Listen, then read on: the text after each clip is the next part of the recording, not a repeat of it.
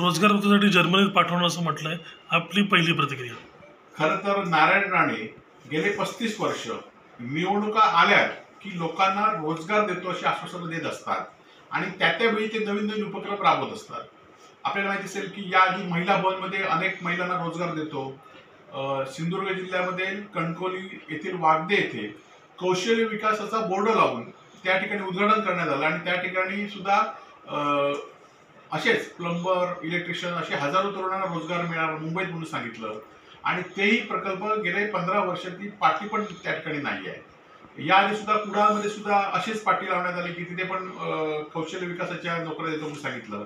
त्यानंतर या निवडणुकीच्या आधी गेल्या 2 महिन्यापूर्वी ओरसमध्ये सुद्धा असंच कौशल्य विकासाचं केंद्राचं हब निर्माण करतो म्हणून सांगितलं.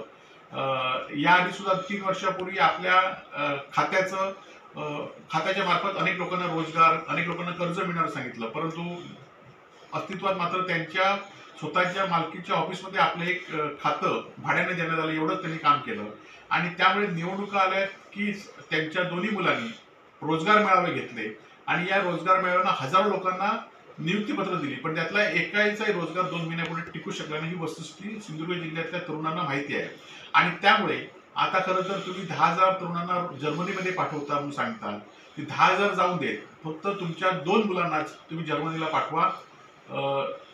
त्यांना जर्मनीला पाठवल्यानंतर सिंधुदुर्ग जिल्हा शांत राहील आणि सिंधुदुर्ग जिल्हा शांत राहिल्यामुळे अनेक लोकांना रोजगार मिळेलच आणि त्याचबरोबर तुम्हाला सुद्धा मनशांती, दोन्ही मुलं जर्मनीत गेले तर तुम्हाला सुद्धा मनशांती मिळेल. त्यामुळे तुम्हाला आमची विनंती आहे की जर्मनीला इतर लोकांना पाठवण्याचं बाजूला राहून दे, तुमच्या दोन्ही मुलांना पाठवा आणि सिंधुदुर्ग जिल्ह्याने तुम्हाला मनशांती द्या एवढीच तुम्हाला विनंती करतो.